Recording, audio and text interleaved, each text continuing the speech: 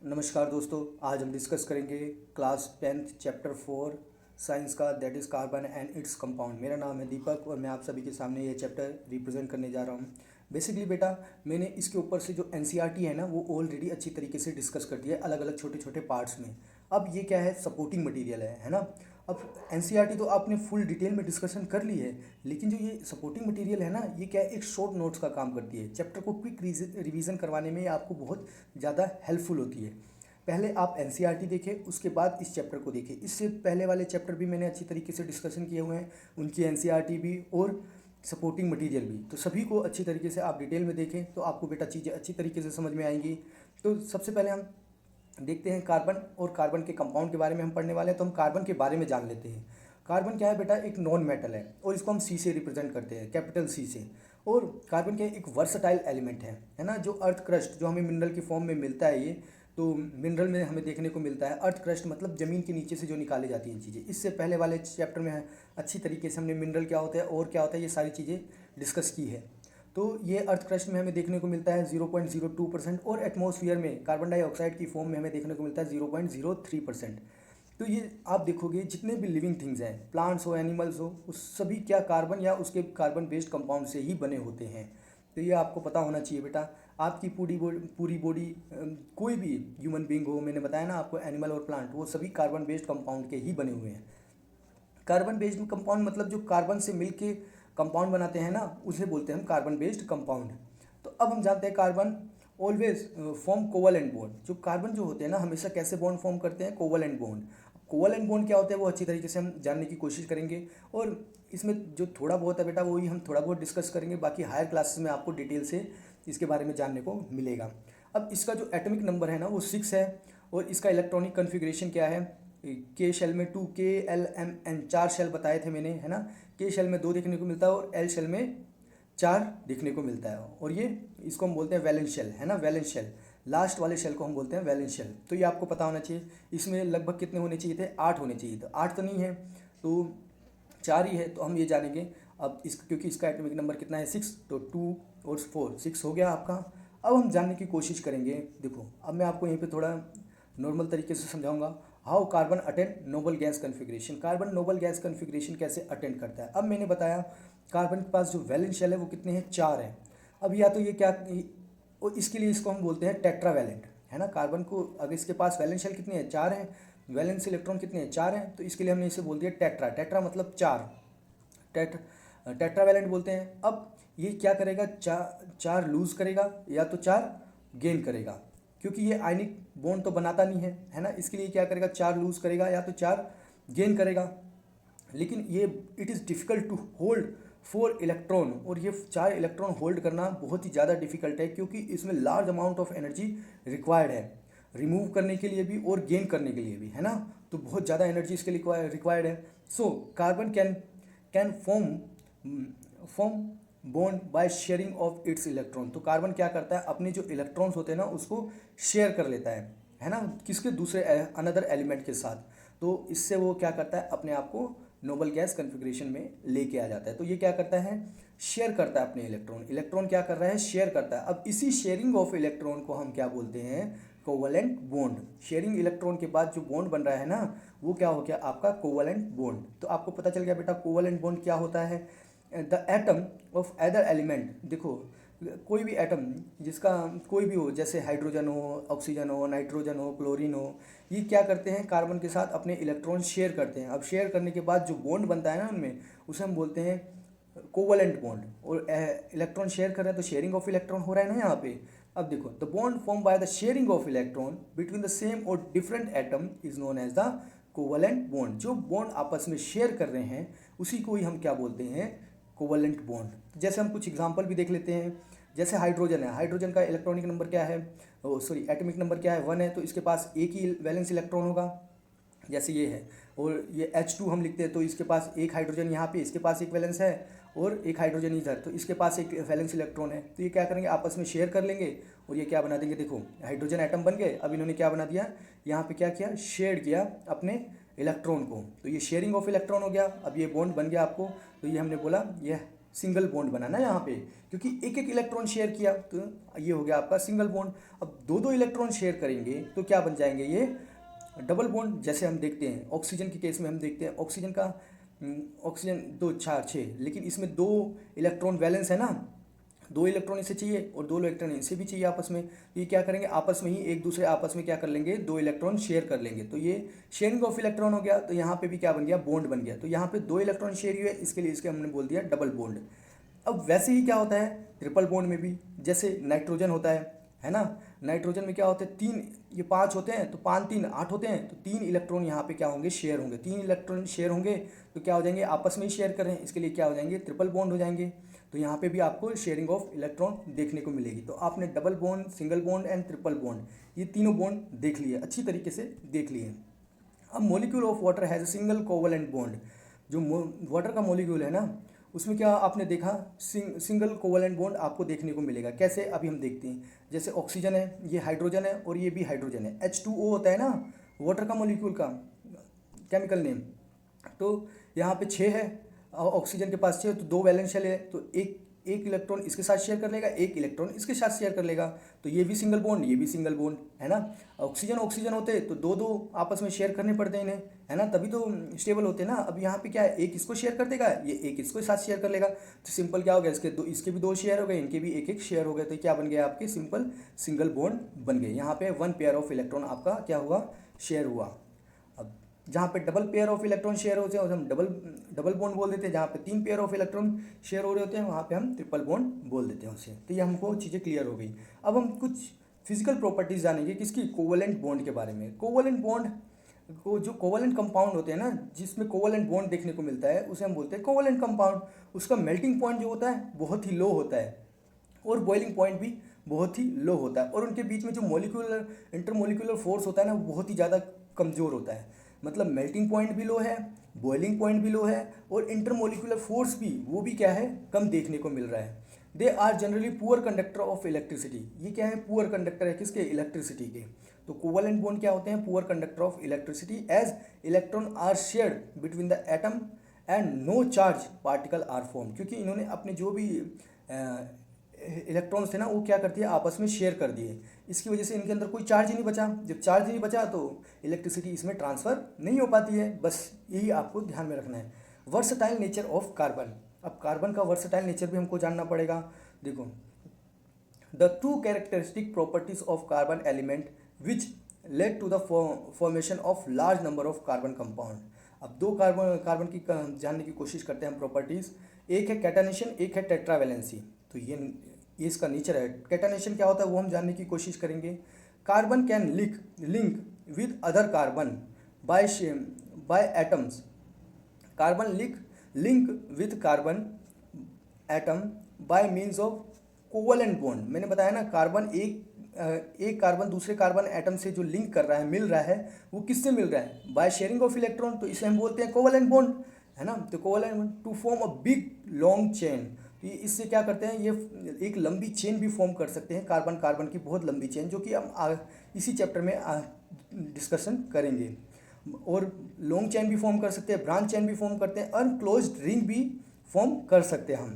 तो carbon atom में भी linked by a single, double और ट्रिपल बॉन्ड। अब कार्बन एटम कैसे कैसे लिंक कर सकते हैं, सिंगल बॉन्ड के थ्रू भी, डबल बॉन्ड के थ्रू भी और ट्रिपल बॉन्ड के थ्रू भी। जैसे मैंने पीछे आपको single bond, double bond, triple bond already समझा दिया है। तो मैंने बताया जब कार्बन और कार्बन से लिंक हो जाते हैं ना, तो उसे ही हम बोलते हैं कैटानेशन। ऐसा समझ में, कैटानेशन क्या होता है बेटा, जब कार्बन कार्बन आपस में क्या हो रहे हैं, लिंक हो रहे हैं बाय शेयरिंग ऑफ इलेक्ट्रॉन। और जो भी बोले उसे कोवलेंट बॉन्ड, या तो कोवलेंट बॉन्ड बोल दो या तो शेयरिंग ऑफ इलेक्ट्रॉन बोल दो। और ये तो सिंगल बॉन्ड में भी हो सकते हैं, डबल बॉन्ड में भी हो सकते हैं और ट्रिपल बॉन्ड में भी हो सकते हैं। जब ये आपस में लिंक करेंगे ना कार्बन एंड कार्बन, तो इसी को ही हम बोलते हैं कैटानेशन। तो कैटानेशन बेटा आपको क्लियर हो गया। अब टेट्रावैलेंसी को हम जानने की कोशिश करते हैं। टेट्रावैलेंसी क्या होती है बेटा, carbon has 4 valence electron. Carbon के पास कितने इलेक्ट्रॉन होते हैं, 4 वैलेंस इलेक्ट्रॉन होते हैं। कार्बन मैंने बता दिया ऑलरेडी, टेट्रावैलेंस मतलब टेट्रा मतलब 4। तो कार्बन के पास कितने वैलेंस इलेक्ट्रॉन हो गए, 4। तो carbon can bond with 4 carbon atom. Carbon 4 carbon atom के साथ क्या कर सकता है, बॉन्ड बना सकता है, अपने ज्वाइन कर सकता है। मोनोवैलेंट एटम ऑक्सीजन और नाइट्रोजन एंड सल्फर, इन सब के साथ भी क्या कर सकता है, ये अपना बॉन्ड बना सकता है। तो ये सारी चीज़ें हमने अच्छी तरीके से डिस्कस कर ली। अब हम आ जाते हैं, दो टाइप के कार्बन कंपाउंड आपको देखने को मिलेंगे, एक सैचुरेटेड हाइड्रोकार्बन कंपाउंड और एक अनसैचुरेटेड। अब सबसे पहले जान लेते हैं हम हाइड्रोकार्बन होते क्या हैं। हाइड्रोकार्बन मतलब हाइड्रोजन प्लस कार्बन, तो बन गया आपका hydrocarbon. Compound made up of hydrogen and carbon is called hydrocarbon. तो ये दो प्रकार के होते हैं, एक सैचुरेटेड एक अनसैचुरेटेड। सिंपल सी बात है बेटा। अब सैचुरेटेड और अनसैचुरेटेड में डिफरेंस क्या है, ये क्या होते हैं, इनमें सिंगल बॉन्ड देखने को मिलता है, इसमें डबल या ट्रिपल बॉन्ड देखने को मिलता है एक या दो कार्बन के बीच में। देखो यहाँ पे सिंगल बॉन्ड देखने को मिल रहा है, यहाँ पे डबल बॉन्ड भी है और ट्रिपल बॉन्ड भी देखने को मिलता है। इसको हम अल्केन बोलते हैं। डबल बॉन्ड होगा तो हम इसे अल्कीन बोलेंगे और ट्रिपल बॉन्ड होगा तो अल्काइन बोलेंगे। ये आपको बेटा एनसीईआरटी में तो थोड़ा बहुत मैंने समझाया हुआ है, लेकिन हायर क्लासेस में आपको अच्छी तरीके से जानने को मिलेगा, है ना। तो इसका जनरल फॉर्मूला आपको ध्यान में रखना है बेटा, बहुत बार पूछा जाता है, CnH2n+2, है ना। ये किस में आपको देखने को मिलेगा, अल्केन में। और अल्कीन में सिंपल -2, वो +2 था, हट गया, माइनस हो गया, और यहाँ पे -2 हो गया। तो ये आपको जनरल फॉर्मूला बेटा पता होना चाहिए अल्केन, अल्कीन, अल्काइन का। तो ये आपको पता चल गया। तो आपको इससे पता कर सकते हो ये कोई भी हाइड्रोकार्बन है उसमें कितने कार्बन है और कितने हाइड्रोजन है, bye simple using this formula. कैसे करते हैं वो आगे मैं आपको अच्छी तरीके से समझाऊंगा। तब electron dot structure of saturated hydrocarbon. अब इलेक्ट्रॉन डॉट स्ट्रक्चर हम देखते हैं। मैंने बताया हाइड्रोजन के पास कितने वैलेंस इलेक्ट्रॉन होते हैं, एक ही होता है ना। और कार्बन के पास कितने होते हैं, 4 होते हैं, है ना। तो देखो यहाँ पे क्या हो गया, अब कार्बन है, ये 4 इलेक्ट्रॉन अपने शेयर करेगा, 2 कार्बन है यहाँ पे, तो ये 1 इलेक्ट्रॉन तो अपने आपस में शेयर कर लेंगे, हाइड्रोजन के साथ एक, इस 3 हाइड्रोजन के साथ, 1 कार्बन के साथ 4 इलेक्ट्रॉन इसने क्या कर लिए, शेयर कर लिए। वैसे ही इसने भी ऐसे ही कर लिया। तो ये बन गया आपका इलेक्ट्रॉनिक डॉट स्ट्रक्चर। तो ये आपने हाइड्रोजन को डॉट से रिप्रेजेंट किया और कार्बन के उसको इलेक्ट्रॉन को क्रॉस से रिप्रेजेंट कर दिया। तो ये इलेक्ट्रॉन डॉट स्ट्रक्चर आपके क्लियर हो गए। इसको बेटा मैंने एनसीईआरटी में बार बार बोल रहा हूँ, एनसीईआरटी में मैंने अच्छी तरीके से रिप्रेजेंट किया हुआ है, आप उसको भी एक बार जरूर देखें। The name molecular formula and saturated formula of saturated hydrocarbon is alkane. मैंने बताया इसको हम अल्केन भी बोलते हैं। तो ये आपको पता होना चाहिए बेटा। अब जैसे इन्होंने कुछ अल्केन के एग्जाम्पल दिए हुए हैं, उसको हम जानने की कोशिश करते हैं। एक मिनट। जैसे इन्होंने नेम हाइड्रोकार्बन, तो अब इसका नाम बेटा बहुत ज़्यादा ज़रूरी है, आपको बहुत ही इंपॉर्टेंट है। जैसे मीथेन सिंगल कार्बन है और 4 हाइड्रोजन है, क्योंकि 4 बॉन्ड शेयर करता है कार्बन, तो 4 हाइड्रोजन हो गए आपके। इथेन में क्या होता है, 2 कार्बन होते हैं, इथेन मतलब 2 कार्बन, तो 6, क्योंकि एक तो इन दोनों ने आपस में ही शेयर कर लिया और 3 हाइड्रोजन से शेयर कर लिया, तो ये क्या हो गया, इथेन। और प्रोपेन में 3 कार्बन है और ये हाइड्रोजन 8 हाइड्रोजन है। प्रोपेन 3 कार्बन, ब्यूटेन, फिर इसके बाद पेंटेन, हेक्सेन, हेप्टेन, बहुत लंबी चेन है बेटा, वो आपको हायर क्लासेस में जानने को मिलेगी। जैसे मैंने बताया इसका अल्केन, इसको हम अल्केन बोलते हैं ना, एन आपको दिख रहा है ना हर जगह, अल्केन है। तो इसका जनरल फॉर्मूला मैंने आपको बताया था CnH2n+2, यही बताया था। अगर नहीं याद है तो पीछे जाके देखो, थोड़ा सा रिवाइंड करो, आपको पता चल जाएगा। अब जैसे इसमें रखता हूँ मैं, यहाँ पे कार्बन कितने हैं, 2 है, तो C2, N को हम लेंगे नंबर ऑफ कार्बन, और फिर H2 इंटू 2, N मतलब मैंने बताया ना वो हो गया आपका क्या, कार्बन, +2 आपका। देखो अब C2, 2 2 4 +2 6 हो गया, तो H6। तो ये आपका C2H6 होना चाहिए। तो इस फॉर्मूले के हिसाब से C2H6 परफेक्ट आया। अगर नहीं समझ में आया तो एक बार वापस से वीडियो रिवाइंड करो, आपको समझ में आ जाएगा। एक और एग्जांपल मैं समझा देता हूँ। जैसे पेंटेन ले लेते हैं, तो हमारा फॉर्मूला क्या है, CnH2n+2। तो आप क्या करोगे, नंबर ऑफ कार्बन कितने हैं, 5, तो H2 into N number of carbon कितने हैं, 5 +2, तो ये कितना हो गया, C5, और H 5 दूनी 10 और 2 12, तो हाइड्रोजन कितने हो गए आपके, 12। तो यहाँ पे है हाइड्रोजन 12, ऑब्वियसली है। तो ये आपको चीज़ें क्लियर हो गई बेटा। अब ये तो हमने सैचुरेटेड कार्बन के बारे में पढ़ा, हाइड्रोकार्बन के बारे में। अब हम थोड़ा पढ़ते हैं अनसैचुरेटेड हाइड्रोकार्बन के बारे में। तो इलेक्ट्रॉनिक डॉट स्ट्रक्चर देख लेते हैं किसका, अनसैचुरेटेड हाइड्रोकार्बन का। सिंपल। तो अब इसमें क्या होता है, डबल बॉन्ड बन रहे हैं, 2 पेयर ऑफ इलेक्ट्रॉन आपके शेयर हो रहे हैं, है ना, यहाँ पे देखो। तो ये आपका हो गया सिंपल। आप इसको एक बार बनाओ बुक में, आपको इजीली समझ में आ जाएगा। ये इथीन है और ये इथाइन है ना। तो ये आपका क्लियर हो गया। यहाँ पे 3 पेयर ऑफ इलेक्ट्रॉन शेयर होंगे, यहाँ पे 2 पेयर ऑफ इलेक्ट्रॉन शेयर होंगे। इसको हम अल्कीन बोलते हैं, है ना। इसका जनरल फॉर्मूला भी मैंने आपको बता दिया, CnH2n, है ना। और इसका जनरल फॉर्मूला मैंने बताया CnH2n-2, ये जनरल फॉर्मूला आपको मैंने बता दिया। तो ये चीज़ें आपको क्लियर हो गई। अब यहाँ पे इन्होंने कुछ एग्जाम्पल भी दिया हुआ है, जैसे इथीन। इथीन में ये हो गया आपका propene, ethene, propene, butene, pentene, hexene, ये सारी चीज़ें हम देखेंगे। अब जैसे मैंने जनरल फॉर्मूला के थ्रू मैंने आपको बताया, हम नंबर ऑफ कार्बन के थ्रू हम हाइड्रोजन भी कितने होंगे वो भी पता कर सकते हैं। तो कैसे करेंगे, जैसे मैंने जनरल फॉर्मूला आपको बताया CnH2n, ये अल्कीन ग्रुप है ना। तो अल्कीन ग्रुप के थ्रू अब हम देखते हैं, देखो सी नंबर ऑफ कार्बन यहाँ पे कितने हैं, प्रोपीन है तो 3 कार्बन है, तो C3H2 × 3, तो 2 3 = 6, तो C3H6 हो गया कि नहीं हो गया। तो यही है बेटा, और कुछ नहीं है इसमें। अब अल्काइन ग्रुप देख लो आप, सेम टू सेम वही फॉर्मूला यूज़ करोगे। कौन सा फॉर्मूला, जो मैंने अल्काइन ग्रुप के लिए बताया था, कौन सा था वो, CnH2n-2। तो ये आपका हो गया ये वाला फॉर्मूला। ये चीज़ें क्लियर हो गई बेटा। अब हम थोड़ा और आगे बढ़ते हैं। देखो, carbon compound on the basis of structure. अब स्ट्रेट चेन भी हो सकती है, ब्रांच चेन भी हो सकती है। स्ट्रेट चेन को हम बोलते हैं अनब्रांच चेन। तो कार्बन की यहाँ पे क्या है, सिंपल सीधी सीधी एक चेन बन रही है ना। तो इसे हमने बोल दिया क्या, स्ट्रेट चेन। तो ये हो गया स्ट्रेट चेन। अब दूसरा हो गया ब्रांच चेन, क्योंकि कार्बन क्या हो गया, ऊपर नीचे लगने लग गए, तो ये क्या हो गया, ब्रांच चेन हो गई। अब वैसे ही अब देखो, कार्बन अगर नीचे है तो इसे हमने आइसोपेंटेन बोल दिया, और कार्बन ऊपर नीचे दोनों है तो नियोपेंटेन बोल दिया, बस। और ये साइकिल स्ट्रक्चर क्या हो गया, कार्बन क्या हो रहे हैं आपस में साइकिल की फॉर्म में क्या है, देखो राउंड फॉर्म में क्या है, जॉइंट है, तो इसको हमने बोल दिया साइक्लिक। अब एक होता है अनसैचुरेटेड, अनसैचुरेटेड, ये तो सैचुरेटेड है। अब ये हो गया अनसैचुरेटेड, यहाँ पे देखो डबल बॉन्ड भी आपको देखने को मिल रहा है। इसको हम बोलते हैं बेटा बेंजीन। बेंजीन आपको ध्यान में रखना है, बेंजीन किसे बोलते हैं, ये वाले कंपाउंड को आप क्या बोलते हो, बेंजीन। ये है आपका बेंजीन।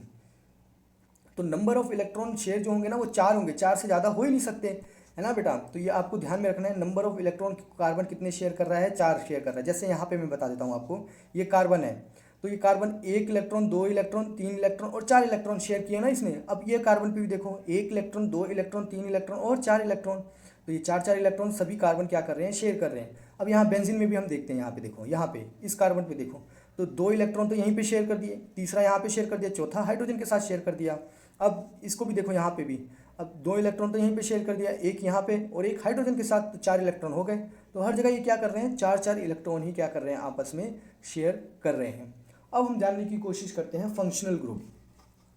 काफ़ी कुछ हमने कार्बन और उसके कंपाउंड्स के बारे में पढ़ लिया, अब हम थोड़ा जानेंगे फंक्शनल ग्रुप क्या होते हैं। इन हाइड्रोकार्बन चेन, वन और more hydrogen atom is replaced by the other atom in according with their valencies, these are the hetero atoms. चलो ठीक है, ये लाइन तो ठीक है। अब दीज हेट्रो एटम्स, जो मैंने बताया ना हाइड्रोकार्बन में क्या होते हैं, एक मिनट वापस से देखो, इन हाइड्रोकार्बन चेन, वन और more hydrogen atom replace by the atoms, replace by other atom, मतलब जितने भी हाइड्रोकार्बन में क्या है ना, वो अपने एटम को क्या करते हैं, रिप्लेस करते रहते हैं अनदर एटम के साथ।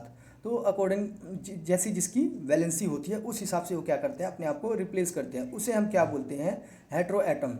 दीज हेट्रो एटम्स और ग्रुप्स ऑफ एटम, ये जो हेट्रो एटम्स होते हैं ना, हेट्रो मतलब बहुत सारे, और ग्रुप ऑफ एटम इसको हम बोल दें, which makes the carbon compound, और यही बनाते हैं आपके कार्बन कंपाउंड। तो हम इसी के बारे में अच्छी तरीके से पढ़ेंगे, और इसी को ही हम बोलते हैं क्या, फंक्शनल ग्रुप। अब ये देखो, ये सारे क्या है, हेट्रो एटम्स है, आपको ध्यान में रखना। अब क्लोरीन और ब्रोमियम जो रिएक्ट होंगे किसके साथ, कार्बन के साथ, तो उसे हम बोलेंगे क्या, हैलोजन ग्रुप। अगर OH रिएक्ट होता है तो हम बोलते हैं उसे अल्कोहल ग्रुप, और ये वाला ग्रुप होगा तो इसे हम बोलेंगे एल्डिहाइड। इसको हम डिटेल से डिस्कशन करेंगे, ऑलरेडी मैंने एनसीईआरटी में अच्छी तरीके से डिस्कशन कर दिया है। और ये होता है आपका कीटोन ग्रुप, है ना, यहाँ पे आगे पीछे कोई भी कार्बन लग सकता है, आया समझ में, और यहाँ पे भी कार्बन आपका लगेगा। तो ये हो गया आपका कीटोन ग्रुप। और फिर एक होता है कार्बोक्सिलिक ग्रुप, यहाँ पे देखो C है, डबल बॉन्ड ऊपर में O है, 3 4, है ना, ये 4 हो गए कार्बोक्सिलिक ग्रुप। अब double bond alkali, double bond और ट्रिपल बॉन्ड भी हमने अच्छी तरीके से देख लिया। अब होमोलोगस सीरीज, अब होमोलोगस सीरीज क्या होती है उसको भी हम अच्छी तरीके से जानते हैं। It is a series of compound in which some functional group substitute for hydrogen in the carbon chain. देखो ये क्या है, it is a series of compound in which some functional group substitute for the hydrogen in the carbon chain. ये क्या है, series of compound है ना, इसमें कुछ फंक्शनल ग्रुप ऐड हो जाते हैं, है ना, तो उसे ही हम बोल देते हैं हम क्या, होमोलोगस सीरीज। जैसे अल्कोहल ग्रुप, इथेन में हमने क्या OH लगा दिया तो मिथेनॉल बन गया, इथेन में हमने OH लगा दिया तो इथेनॉल बन गया, प्रोपेन में प्रोपेनॉल, ब्यूटेन में ब्यूटेनॉल, तो ये OH ग्रुप लगा दिया हमने, तो ये क्या हो गई, सेम टाइप की एक सीरीज बन गई, homologous series. Having the same general formula, इनका जनरल फॉर्मूला भी क्या होगा, सेम ही होगा। Any two homologous differ by CH2 group, difference in the molecular masses is 14U। तो ये चीज़ अलग है। अब हम थोड़ा और अच्छी तरीके से इसको जानने की कोशिश करते हैं। Have same chemical property but slow gradual change in a physical properties. इन सब की जितनी भी हमने देखा ना, केमिकल प्रॉपर्टीज़ तो सेम है, लेकिन इनकी फिजिकल प्रॉपर्टीज़ में थोड़ा थोड़ा चेंज होता ही है, तो आपको ध्यान में रखना। जैसे मिथेनॉल आपका जहर होता है, लेकिन इथेनॉल आपकी एल्कोहल होती है ना, थोड़ा थोड़ा चेंज आ रहा होता है बेटा। अब जो आप देखते हो बिहार में इतने लोग शराब पी के मर गए, वो कैसे मरे, क्योंकि उन्होंने क्या पी लिया, मिथेनॉल पी लिया, उनके उसमें केमिकल में थोड़ा सा रिएक्शन चेंज हुआ। तो अब हम जानने की कोशिश करते हैं nomenclature of carbon compound. Identify the number of carbon atom in a compound. हमको क्या करना है, एक कंपाउंड में कितने नंबर ऑफ कार्बन है वो आपको क्या करना है, फाइंड आउट करना है। Functional group indicated by the suffix और प्रीफिक्स। फंक्शनल ग्रुप कैसे होते हैं, या तो सफिक्स में होंगे या तो प्रीफिक्स में होंगे। सफिक्स मतलब पहले, प्रीफिक्स मतलब पहले और सफिक्स मतलब बाद में, ये अटैच्ड होंगे, है ना। वो कैसे होंगे वो आगे हम देखेंगे अच्छी तरीके से। जैसे अब जैसे आपका हेलोजन ग्रुप, ये प्रीफिक्स में लगते हैं। जैसे इसको हम बोलेंगे क्लोरोप्रोपेन, ये प्रोपेन है, क्यों इसमें क्लोरीन लग गया तो इसे हमने बोल दिया प्रीफिक्स में लग गया क्लोरो ब्रोमो आइडो, क्लोरोप्रोपेन। अब अल्कोहल जो फंक्शनल ग्रुप है ये सफिक्स में लगता है, लास्ट में लगता है। जैसे अब देखोगे आप, अब ये क्या हो गया, देखो इथेनॉल, नहीं सॉरी प्रोपेनॉल, ये प्रोपेन है और लास्ट में OH ग्रुप लग गया तो OL लग गया। अल्कोहल होगा तो OL, तो OL लग जाता है अल्कोहल ग्रुप में, आपको ध्यान में रखना है। OL लग जाता है कहाँ पे, सफिक्स में OL लग जाता है, तो हम इसे बोलते हैं प्रोपेन। देखो ऐसे लिखते हैं ना, प्रोपेन, तो हम क्या लिखेंगे, प्रोपेनॉल, बस OL ऐड कर देना आपको, ये हो गया आपका क्या, प्रोपेनॉल। अब हम आ जाएंगे यहाँ पे, थोड़ा स्पेलिंग की मिस्टेक है ना, तो स्पेलिंग को देख लेना, ये स्पेलिंग गलत है, ठीक है। तो अल्डिहाइड, तो अल्डिहाइड में क्या लगता है, सफिक्स में L लग जाता है, सिंपल। जैसे प्रोपेनल, ये आपका अल्डिहाइड ग्रुप है, तो C डबल बॉन्ड H, ये क्या हो गया आपका अल्डिहाइड ग्रुप है। तो यहाँ पे अब क्या हो जाएगा, प्रोपेन तो हम ऐसे लिखते ही हैं, प्रोपेन, तो ये क्या हो जाएगा, प्रोपेनल, AL लग गया आपका, सफिक्स में क्या लग गया, AL। तो आपको ध्यान में रखना, प्रीफिक्स में खाली एक ही लगा है हेलोजन ग्रुप वाला, तो बाकी सब के सब सफिक्स में ही लग रहे हैं। अब कीटोन, तो प्रोपेनोन, देखो 1 लग गया, ONE लास्ट में लग गया, प्रोपेनोन, प्रोपेनोन बन गया। आया समझ में, कीटोन ग्रुप में क्या लग गया आपका, 1 लग गया लास्ट में। और कार्बोक्सिलिक ग्रुप में क्या लग जाएगा आपका, कार्बोक्सिलिक एसिड में क्या लग जाएगा, OIC एसिड। जैसे प्रोपेन है, देखो प्रोपेनोइक एसिड, तो प्रोपेनोइक एसिड के लिए मिनिमम 3 कार्बन तो आपको बेटा चाहिए ही चाहिए, है ना, सॉरी कीटोन के लिए। अब ये आपका प्रोपेनोइक एसिड, ये आपको यहाँ पे देखने को मिल रहा है, देखो 2 बॉन्ड, 3 बॉन्ड और एक 4 बॉन्ड, ये 4 बॉन्ड आपको कैलकुलेट करते रहना है हर जगह पे। अब अल्कीन ग्रुप, देखो इसमें भी सफिक्स में लगता है ईन, तो प्रोपीन, प्रोपाइन, ब्यूटाइन, है ना, ये सारी चीज़ें हमने देख ली है। अब अल्काइन, जैसे मैंने बताया प्रोपाइन, ये चीज़ें आपको क्लियर हो गई बेटा। अब कैसे बनती है हाइड्रोकार्बन चेन, कैसे फॉर्म होती है, ये तो चीज़ें आपको इजीली क्लियर हो गई है। अब हम थोड़ा और आगे जाने की कोशिश करते हैं, डिस्कशन करते हैं। जैसे chemical properties of the carbon compound, कुछ केमिकल प्रॉपर्टीज़ देखते हैं कार्बन कंपाउंड की। तो कंबशन मतलब जलना, है ना। मीथेन को अगर ऑक्सीजन के साथ रिएक्ट करोगे तो इनमें कंबशन देखने को मिलेगा, तो CO2 रिलीज होगी, और वाटर मॉलिक्यूल, हीट और लाइट, ये सारी चीज़ें आपको देखने को मिलेगी जब किस कंबशन होगा। तो यहाँ पे क्या हो रहा है, मीथेन रिएक्ट कर रहा है किसके साथ, ऑक्सीजन के साथ, एयर के साथ, है ना। तो carbon and its compound are used as a fuel because they are burn in air releasing the lot of heat energy. Carbon को हम और उसके कंपाउंड को हम एज अ फ्यूल यूज़ करते हैं, क्योंकि ये क्या होते हैं, बर्न होते हैं एयर में, और बहुत सारी हीट एनर्जी क्या करते हैं, रिलीज़ करते हैं। देखो saturated hydrocarbon generally burn in air with blue and non सूटी फ्लेम। तो आपको ध्यान में रखना है, जो सैचुरेटेड हाइड्रोकार्बन जब बर्न होते हैं ना एयर में, तो ब्लू और नॉन सूटी फ्लेम रिलीज करते हैं, ये आपको ध्यान में रखना है। और जब अनसैचुरेटेड कार्बन हवा में जलते हैं तो क्या होते हैं, बर्न होते हैं तो क्या होते हैं, येलो स्वीटी, यहाँ पे ब्लू एंड नॉन सूटी है ना, यहाँ पे yellow sooty flame, because percentage of carbon is higher than the saturated carbon. यहाँ पे कार्बन का जो परसेंटेज है ना वो ज़्यादा है, किसके कंपेयर में, सैचुरेटेड कार्बन के कंपेयर में। तो यहाँ पे कौन सी फ्लेम देखने को मिलती है, येलो और sooty, which does not get completely oxidized in air, जो कि कंप्लीटली एयर में क्या हो जाती है, ऑक्सीडाइज्ड नहीं हो पाती है। ये आपको पता चल गया। अब ऑक्सीडेशन मैंने बताया बेटा आपको ऑक्सीजन का ऐड होना है ना, उसे हम बोलते हैं ऑक्सीडेशन। अब एक अल्कोहल है, अल्कोहल को आप ऑक्सीडाइज करोगे या तो कोई कैटलिस्ट लोगे, ये देखो ये एसिडिक K2Cr2 और O2 या तो KMnO4, ये आप कैटलिस्ट आप यूज़ कर लो, कोई सा भी एक कैटलिस्ट यूज़ कर लो, इसमें डाल दोगे, इसकी प्रेजेंट में रिएक्शन करोगे तो आपका अल्कोहल से क्या बन जाएगा, इथेनोइक एसिड। ये बहुत ही ज़्यादा इंपॉर्टेंट क्वेश्चन है बेटा, आपको ध्यान में रखना। अल्कोहल किस में कन्वर्ट हो जा रहा है, कार्बोक्सिलिक ग्रुप में कन्वर्ट हो जा रहा है in the presence of KMnO4। ये आपको ध्यान में रखना है, जो कि अल्कलाइन होता है। अल्कलाइन मैंने बताया बेटा बेसिक होता है, बेस को बोलते हैं हम अल्कलाइन, जो बेस वाटर में डिसॉल्व होते हैं उसे हम बोलते हैं अल्कलाइन। आ गया समझ में आपको। अब एडिशन रिएक्शन, एक होती है एडिशन रिएक्शन, जैसे ये क्या दिया हुआ है आपको, इथिन दिया हुआ है, इथिन। अब इसमें हम निकल या पैलेडियम या हाइड्रोजन के साथ रिएक्शन करेंगे तो आपका सिंपल किस में कन्वर्ट हो जाएगा, ये एडिशन रिएक्शन है, तो इसमें हाइड्रोजन ऐड हो रही है तो ये सिंपल किस में कन्वर्ट हो जाएगा, सैचुरेटेड कार्बन में। तो unsaturated hydrocarbon and hydrogen in the presence of catalyst, देखो हाइड्रोजन कैटलिस्ट में प्रेजेंट है ना, पेडिलियम और निकल कुछ भी प्रेजेंट हो, तो vegetable oil are converted into vegetable ghee, मतलब वेजिटेबल ऑयल को हम वेजिटेबल घी में कन्वर्ट कर सकते हैं यूजिंग दिस प्रोसेस। इस एडिशन रिएक्शन की मदद से हम वेजिटेबल ऑयल को किस में कन्वर्ट कर सकते हैं, वेजिटेबल घी में कन्वर्ट कर सकते हैं। It is called the hydrogenation और ऑफ वेजिटेबल ऑयल, इसको हम बोलते हैं हाइड्रोजनेशन ऑफ वेजिटेबल ऑयल। तो ये आपको पता चल गया बेटा। अब एक होती है सब्स्टिट्यूशन रिएक्शन। सब्स्टिट्यूशन रिएक्शन मतलब क्या होता है, देखो मीथेन को मैंने क्लोरीन के साथ रिएक्ट कर दिया in the presence of sunlight, तो आपको क्या मिल गया, क्लोरोमीथेन है ना, और आपको क्या HCl बाहर मिल गया। तो ये आपको बेटा कुछ रिएक्शन थी वो आपको क्लियर हो गई है। अब हम आ जाते हैं important carbon compound, ethanol and ethanoic acid के बारे में हम डिस्कशन करेंगे। Physical properties of the ethanol, ethanol की फिजिकल प्रॉपर्टीज़ के बारे में हम डिस्कशन करते हैं। जैसे ये क्या होता है, कलरलेस होते हैं, इनकी स्मेल प्लेजेंट होती है, और बर्निंग टेस्ट, इनका टेस्ट कैसा होता है, जला हुआ। आया समझ में।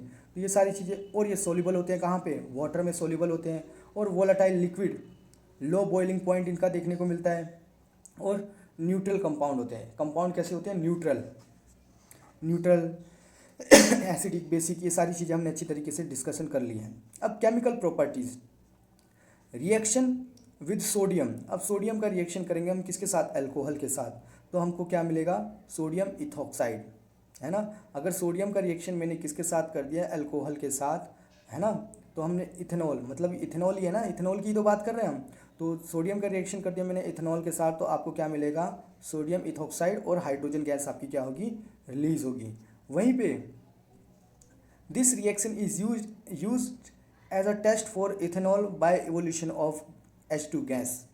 अब ये जो रिएक्शन यूज़ होती है ये किसके लिए टेस्ट होती है, ethanol by evolution of gas. This reaction is use as a test for ethanol by evolution of gas burn with pop sound. मैंने बताया ना पीछे, मैंने बताया था। अब इसमें से जो H2 गैस निकल रही है ना, इसको हम कैंडल स्टिक से चेक करेंगे, बर्न कैंडल स्टिक से जो भी जल रही होगी, तो वहाँ पे जो हाइड्रोजन गैस रिलीज होगी तो वो कैसे साउंड करेगी, पॉप साउंड। तो ये आपको ध्यान में रखना है। डिहाइड्रेशन मतलब वाटर मॉलिक्यूल का रिमूव हो जाना। अब इथेनॉल में से अगर आप वाटर मॉलिक्यूल निकाल लोगे तो आपका क्या हो जाएगा, डिहाइड्रेशन, और वो क्या किस में कन्वर्ट हो जाएगी, इथिन में। आया समझ में, डिहाइड्रेशन रिएक्शन, अल्कोहल का डिहाइड्रेशन करोगे in the presence of H2SO4। ये भी ध्यान में रखना, कैटलिस्ट आपको ध्यान में रखना है। अब हम आ जाते हैं physical properties of ethanoic acid. Ethanol के बारे में तो हमने अच्छी तरीके से डिस्कशन कर लिया। अब हम आ जाते हैं इथेनोइक एसिड के बारे में। तो ये भी क्या होते हैं, कलरलेस लिक्विड हैविंग अ सार टेस्ट, खट्टा टेस्ट होता है, और हैव स्मेल ऑफ विनेगर, इसमें विनेगर की स्मेल आती देखने को मिलती है आपको। बॉइलिंग पॉइंट इसका 391 होता है, इससे तो ज़्यादा ही होता है इथेनॉल से। तो व्हेन अ प्योर आप ethanoic, when the pure ethanoic is freeze it form colourless ice. अगर इसको प्योर इथेनोइक एसिड को आप फ्रीज करोगे, जमाओगे, तो क्या हो जाएगी, कलरलेस आइस बन जाएगी सॉलिड फॉर्म में। तो so it is called glacial acetic acid. तो इसे हम बोलेंगे ग्लेशियल एसिटिक एसिड। आपको ध्यान में रखना है, जब हम इथेनोइक एसिड को हम जमाएंगे, बर्फ़ बनाएंगे, तो हम उसे बोलेंगे ग्लेशियल एसिटिक एसिड, और ये क्या होती है, कलरलेस आइस में कन्वर्ट हो जाती है। अब कुछ इसकी केमिकल प्रॉपर्टीज़ भी देख लेते हैं। जैसे एक होता है स्टेरिफिकेशन। अब आपने क्या किया, इथेनोइक एसिड को इथेनॉल के साथ रिएक्ट कर दिया in the presence of acid. Ethanoic acid को आपने इथेनॉल के साथ रिएक्ट कर दिया, तो आपका क्या हो गया, एस्टेरिफिकेशन हो गया। और ये है आपका एस्टेरिफिकेशन का फॉर्मूला। यहाँ पे बीच में बॉन्ड होंगे बेटा, ये ध्यान में रखना है आपको, ये बॉन्ड है ना, यहाँ पे बॉन्ड होते हैं। तो और आपका क्या निकल रहा है, वाटर मॉलिक्यूल। तो आपका ये फॉर्मूला बहुत ही ज़्यादा इंपॉर्टेंट है बेटा। तो ये आपको क्लियर हो गया। अब और थोड़ा देख लेते हैं, स्मेल कैसी होती है। Sweet smelling Easter is formed. अभी ईस्टर को हमने फर्दर रिएक्ट कर दिया किसके साथ, बेस के साथ, तो आपको क्या बन गया, सोडियम। ये आपका फॉर्मूला, ये सिंपल सपोनिफिकेशन हो रहा है यहाँ पे, है ना। जब आप ईस्टर को फर्दर सोडियम हाइड्रोक्साइड के साथ रिएक्ट करते हो, तो आपका अल्कोहल ग्रुप निकल जाता है, और ये आपका बन जाता है, जिससे आप सोप वगैरह में यूज़ करते हो। अब this saponification as soap is prepared by this. Soap ऐसे ही प्रिपेयर्ड होते हैं। अब कुछ रिएक्शन बेस के साथ भी देख लेते हैं। इथेनोइक एसिड बेस के साथ रिएक्शन हुआ, तो क्या फॉर्म हुआ, सिंपल सोडियम एसीटेट, जो हमारा ऊपर भी फॉर्म हुआ था, इसको और क्या निकल गया, आपका वाटर मॉलिक्यूल बाहर निकल गया। तो ये आपने देख लिया बेटा। अब तीसरी रिएक्शन भी देख लेते हैं, reaction with carbonate and hydrogen carbonate के साथ। अब इथेनोइक एसिड का रिएक्शन हो रहा है आपके साथ कार्बोनेट के साथ, है ना। तो क्या हो गया, तो ये भी क्या फॉर्म करेगा, सोडियम एसीटेट ही फॉर्म करेगा, और water molecule plus carbon dioxide का मॉलिक्यूल आपका बाहर निकलेगा। और सोडियम हाइड्रोजन कार्बोनेट के साथ भी रिएक्ट करेंगे अगर हम किसको, सिंपल इथेनोइक एसिड को, तो हमें क्या मिलेगा, सोडियम एसीटेट ही मिलेगा, और सेम चीज़ ही रिलीज होगी। तो ये हमने अच्छी तरीके से reactions, physical properties, chemical properties अच्छी तरीके से हमने किसकी डिस्कशन करी, दो चीज़ों की डिस्कस करी, इथेनॉल और इथेनोइक की हमने अच्छी तरीके से डिस्कशन कर ली। अब हम आ जाते हैं सोप एंड डिटर्जेंट के बारे में पढ़ने की कोशिश करते हैं। अब देखो, सोप इज़ अ सोडियम और potassium salt. Soap is a sodium और potassium salt of a long chain carboxylic acid. Each, देखो इनमें एक लॉन्ग चेन होती है इसकी, है ना, ये सॉल्ट है, इसको ध्यान में रखना है आपको। Soap are effectively only in soft water. Soft क्या होते हैं, इफेक्टिव कहाँ पे होते हैं, सॉफ्ट वाटर। और जो डिटर्जेंट होते हैं ना, वो हार्ड वाटर में आपको देखने को मिलेंगे। Detergent are ammonium and sulphonate for a long chain and carboxylic acid. ये लॉन्ग चेन ऑफ किसका है, कार्बोक्सिलिक एसिड का आपको देखने को मिलेगा detergent are effective in both hard and soft water में आपको देखने को मिलेगा। अब हम सोप के मॉलिक्यूल को जानने की कोशिश करते हैं। देखो इसमें, देखो ये जो मॉलिक्यूल है ना, इसको हम बोलते हैं पोलर, इसको बोलते हैं हम नॉन पोलर। ये होता है हाइड्रोफोबिक और ये होता है हाइड्रोफिलिक। हाइड्रोफिलिक मतलब जो पानी से लव करते हैं, और ये हाइड्रोफोबिक जो पानी से डरते हैं, है ना। ये नॉन पोलर होता है और ये पोलर होता है। बस आपको इतना अगर पता चला, तो आगे मैं आपको और अच्छे तरीके से इसको समझाऊंगा। अगर हाँ, ये डायग्राम दिया हुआ है आपको, ये अच्छी तरीके से मैं समझाऊंगा। तो बस आपको इतना समझ में होना चाहिए कि जो बॉल है ये पोलर है, ये नॉन पोलर है, ये लॉन्ग चेन है किसकी, जो अभी मैंने आपको फॉर्मूला ऊपर दिखाया था। ये हाइड्रोफोबिक है, मतलब पानी से डरता है, और ये हाइड्रोफिलिक है, मतलब ये पानी से प्यार करता है। तो ये सारी चीज़ें हमने देख ली। अब क्लींजिंग एक्शन कैसे होता है, आपके कपड़े साफ कैसे होते हैं, वो चीज़ हम जानने की कोशिश करेंगे। अब ये जो राउंड सा बनाया है ना, इसको बोलते हैं बेटा मिशल्स, है ना। तो आपको ये ध्यान में रखना है, ये लॉन्ग चेन है ना, ये जो C17, ये देखो एक मिनट, ये जो आपको ये दिखाया ना C17H35 COO, देखो यही है वो। यहाँ पे क्या है, ये जो चेन है ना C17H35 COO, और फिर ये Na क्या है आपका, पोलर। ये इसको आप बोलोगे, ये लॉन्ग चेन है, ये इनकी लॉन्ग चेन है। तो ये क्या है आपका, हाइड्रोफोबिक है, और ये क्या है, हाइड्रोफिलिक है। ये इसको पोलर एंड भी बोलते हैं, इसको हम नॉन पोलर टेल बोलते हैं। तो ये आपको इतना ध्यान में रखना है बेटा। अब हम थोड़ा और इसको अच्छी तरीके से डिस्कस करते देखो। Most dirt is oily in nature and hydrophobic and attached.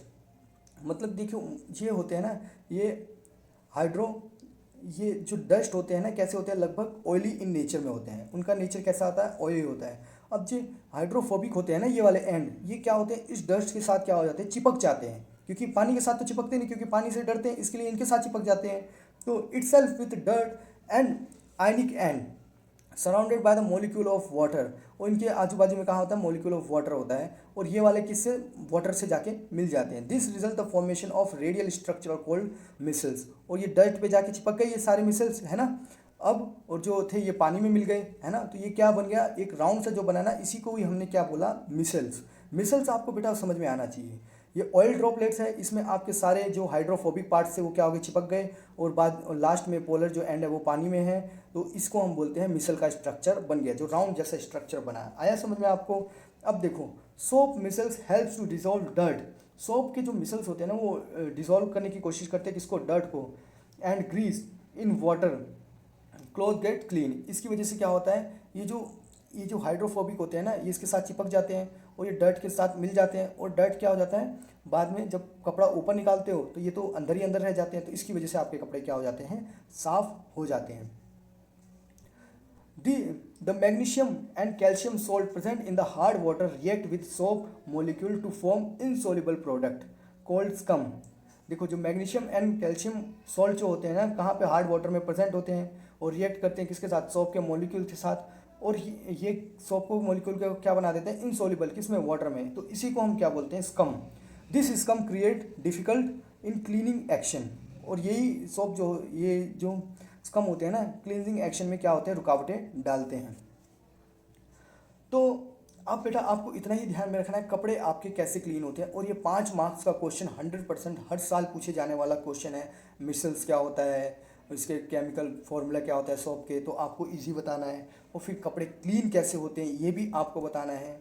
तो by use of the detergent insoluble scum is not formed with a hard water and clothes gate clean effectively. अब स्कम जब detergent डालते हैं तो scum कुछ काम नहीं कर पाता, जो कि कपड़े को साफ करने में प्रॉब्लम क्रिएट करता है ना, मैग्नीशियम और कैल्शियम सॉल्ट जो होते हैं। तो डिटर्जेंट डालने के बाद ये भी क्या हो जाते हैं, अच्छी तरीके से क्लीन हो जाते हैं। तो ये आपने पढ़ लिया बेटा सोप के बारे में। चैप्टर हमारा यहीं पे ख़त्म हो गया। बहुत ही आसान चैप्टर था, ज़्यादा टफ नहीं था। अगर आपको कोई भी क्वेश्चन हो तो प्लीज़ कमेंट सेक्शन में कमेंट करके आप मेरे से पूछ लो। कुछ क्वेश्चंस भी हैं जो मैं डिस्कस कर देता हूँ। जैसे यहाँ पे इन्होंने लिखा हुआ है, व्हेन वेजिटेबल ऑयल को आप वेजिटेबल घी में कैसे कन्वर्ट कर सकते हो इन द प्रेजेंस ऑफ निकल। तो वो एडिशन रिएक्शन अभी मैंने आपको बताई थी। सोप मॉलिक्यूल में क्या होते हैं बताओ, हाइड्रोफिलिक हेड होता है और हाइड्रोफोबिक टेल होती है, यही तो होती है, यही सही है हमारा। और फिर the formula of propanal AL, तो अल्डिहाइड, ये आपका अल्डिहाइड ग्रुप है, सिंपल सी बात है। और ये आपको बोला है मैच द फॉलोइंग, इनको आपको मैच करना है। तो ये कौन सी रिएक्शन है, कौन सी एडिशन रिएक्शन है, कौन सी सब्स्टिट्यूशन रिएक्शन है, कौन सी सपोनिफिकेशन है। सपोनिफिकेशन में जो आपका ईस्टर बन रहा है बेटा, वही होगी आपकी सपोनिफिकेशन। और स्टेरिफिकेशन, ये आपको ध्यान में रखना है। तो ये आपका चीज़ें क्लियर हो गई। तो अब हम आ जाते हैं अपने नेक्स्ट क्वेश्चन पे भी जानने की कोशिश करते हैं। देखो, state the reason why covalent compound are generally poor conductor of electricity. क्योंकि इनके पास कोई भी चार्ज तो होते नहीं है, उन्होंने सारे चार्ज अपने क्या कर दिए होते हैं, इलेक्ट्रॉन्स शेयर कर दिए होते हैं। इसके लिए क्या होते हैं, bad conductor of the electricity. Right the molecular formula of the first 2 member of homologous series. तो CH3OH CH2OH, ये मैंने आपको बताया था ना होमोलोगस सीरीज। तो आप एक बार देख लेना बेटा। और ये देखो पूछा भी गया है बेटा, है ना, 2017 में बहुत इंपॉर्टेंट क्वेश्चन है, ये भी क्वेश्चन पूछा गया है। Right the number of covalent bond in a molecular of butane. Covalent bond कितने होंगे ये आपको बताना है इसमें। तो आप बना सकते हो, देखो जैसे मैं इसका आपको यहीं पे समझा देता हूँ। C4 कार्बन है ना, तो 1 2 3 ये बॉन्ड शेयर हो गए, 1 2 3 4 बॉन्ड शेयर हो गए, 1 2 3 4 1 2 3 4 1 2 3 4 हो गए। तो कितने कोवलेंट बॉन्ड बने, 1 2 3 4 5 6 7 8 9 10 11 12 13। तो 13 कोवलेंट बॉन्ड आपको देखने को मिल गए बेटा। अब हम थोड़ा और देखते हैं। गिव रीजन आपको देखना है। इथेनॉल इज कोवलेंट कंपाउंड, क्यों है ethanol covalent. Sorry ethane covalent compound क्यों है, क्योंकि यहाँ आपस में क्या करते हैं, इलेक्ट्रॉन को शेयर कर रहे होते हैं, है ना। तो ये सारी चीज़ें आपको देखनी है बेटा। अगर इसमें आपको कोई भी डाउट होता है बेटा तो आप मेरे से पूछ सकते हो कमेंट सेक्शन में कमेंट करके। आज के लिए बेटा इतना ही। ग्लेशियल एसिटिक, देखो ये बहुत ही ज़्यादा, मैंने अभी बताया था ना ग्लेशियल एसिटिक, ये इंपॉर्टेंट है, तो ये भी आपको ध्यान में रखना है। तो आज अब बेटा हम अपना चैप्टर यहीं पे समाप्त करते हैं। अगर आपको कोई भी डाउट हो तो प्लीज़ कमेंट सेक्शन में कमेंट करके मुझसे पूछ सकते हो, और इस चैनल को शेयर कीजिए, सब्सक्राइब कीजिए और लाइक कीजिए। आज के लिए इतना ही है। Thank you very much.